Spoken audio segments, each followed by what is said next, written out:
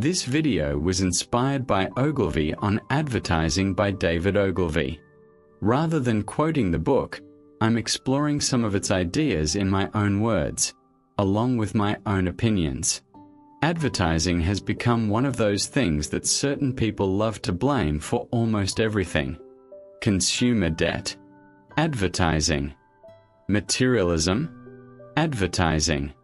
People buying things they later regret. Advertising again. The assumption seems to be that the average person is simply incapable of making their own decisions. It's a remarkably arrogant way to look at the public. We are trusted to choose governments, decide where to live, raise children, drive 2-ton machines at motorway speeds, and vote on the future of our countries. But apparently we are helpless the moment someone shows us an advert for a new vacuum cleaner. That doesn't make much sense. Advertising doesn't force anyone to buy anything. At its best, it simply informs people that a product exists and then tries to persuade them that it's better than the alternatives. Sometimes it's entertaining.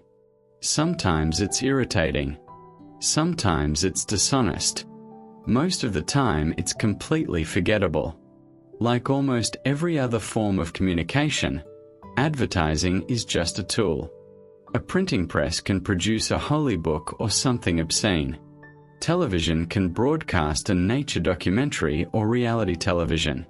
The internet can teach you quantum physics or show you cat videos for 6 hours straight. We don't normally condemn the medium because of how some people choose to use it.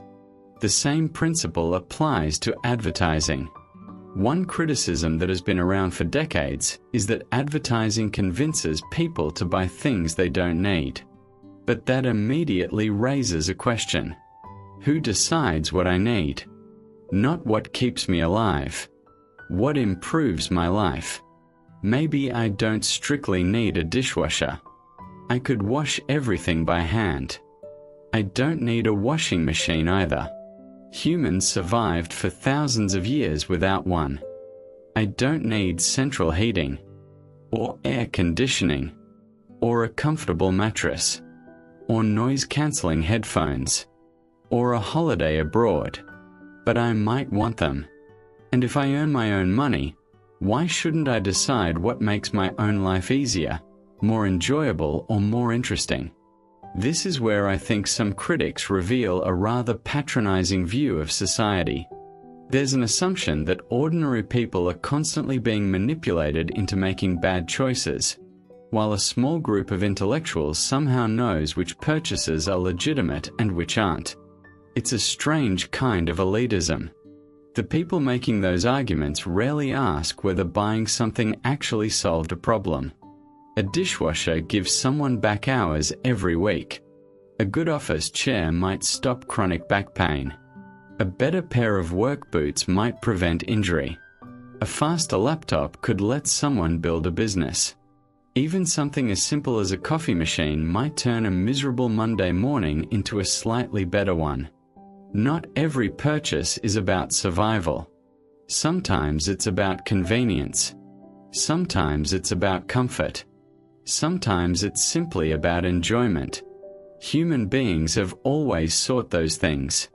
Markets exist because millions of people have different priorities. One person values travel. Another values photography. Someone else spends their disposable income restoring classic cars. None of those choices require approval from a politician or an economist. That's the beauty of voluntary exchange. Businesses have to compete for your attention and your money.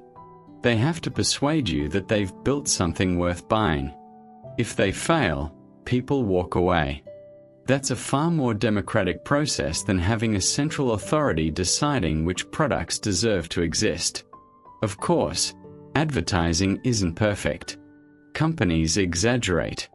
Some campaigns are manipulative. Some products are genuinely terrible. Fraud exists. The answer is to criticize deception and punish fraud, not to pretend that persuasion itself is immoral.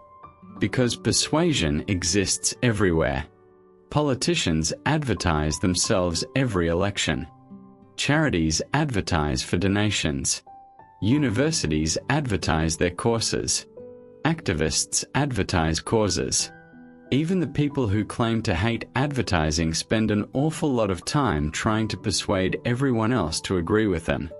The real question isn't whether persuasion should exist. It's whether individuals are free to evaluate competing claims and make their own decisions. Personally, I'd rather trust millions of ordinary adults making imperfect choices than a handful of experts deciding what everyone ought to value. If someone wants to spend their money on a dishwasher, a trip to Rome, a vintage record collection, or the latest camera lens, that's their decision, not mine, and certainly not the government's.